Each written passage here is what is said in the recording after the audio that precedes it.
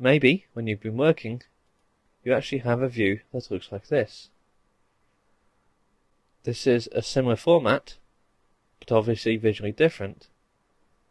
And to change between the two, simply click on the Sounds button. This will skip you back and forth between the two presentation layers. As we can see, we have a little Explorer tree, Absynth 4, Absynth 3 Factory, Sounds Volume 1, Effects, Instruments, along with My Favourites and My Sounds. And so if I choose this one here, we can see it is also reflected in the name. Change back to Sounds, and this is still saying this result set here, but of course my selection has been reflected here. And so I could jump through in this method, choosing new sounds, and if I was to actually trigger the keyboard, I get an audio output. We can hear with this one the long decay time. If I hit the panic button, it is terminated immediately. So it's very useful when exploring. You can instantly kill the sounds, and then they are no longer being utilised or using any of your CPU cycles. And so I could choose any of my patches via the double clicking method here, or if I use this drop down menu, as you can see, I can go through the list and select a sound that I like. One click and it is chosen. Go through and choose another one, and so forth. If I return back to sounds, we can see this is still stating as it was before. I can choose to skip forward one at a time, or backwards with the left and right arrows here. And as we can see, this is now obeying this list here. So 2079 will become 808 snare 2 if I choose right. Here, third kind of blue. It chooses this one, scrolls along 500-foot wide steel drum.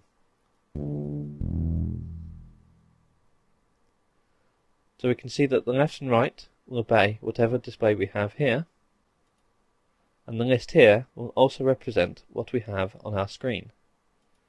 So the list changes depending on which view you have. So let's actually start narrowing down our selection here into something more discerning and more specific to what we want. For example, I could choose a bass sound, and this will automatically reduce the choice options I have here. As we can see, without any selection, 090 clap, snare, snare, snare 2, and so forth.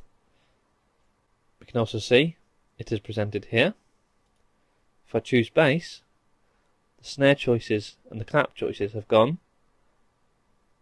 and also in my drop down they've also disappeared here. I can now choose to narrow this down even further. For example, I could go for synthetic, digital, processed, anything I like, and as we can see, my resulting choices is becoming more refined. I don't have to choose all the options. As you can see, skipping along to the genre, I can choose now a choice of 4 which match my criteria here.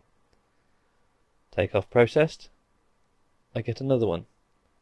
Take off digital, my selection increases. So you can jump between collections, multiple selections, more or fewer, depending on what you want and what you're looking for in terms of sound.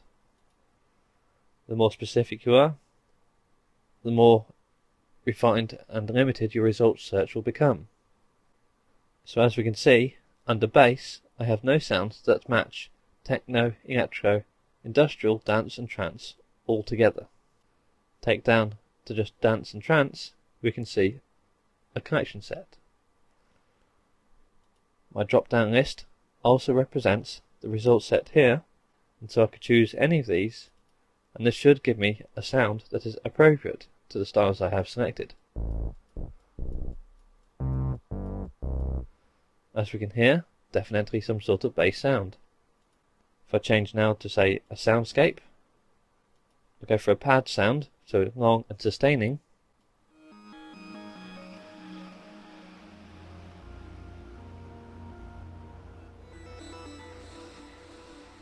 As we can hear, it naturally enough obeys what we have. Perhaps I'd like to search. For example, if I start typing in abyss, we can see that instantly it narrows it down to anything that matches this. And I can make my selection, and the sound is there ready for me to go. In this view you can see I cannot search, and so if you do want to search, make sure you're in this view, start typing away, and it'll change the result set as much as possible, as soon as possible. You can return your view, and you can clear your search with a simple press of either of these buttons.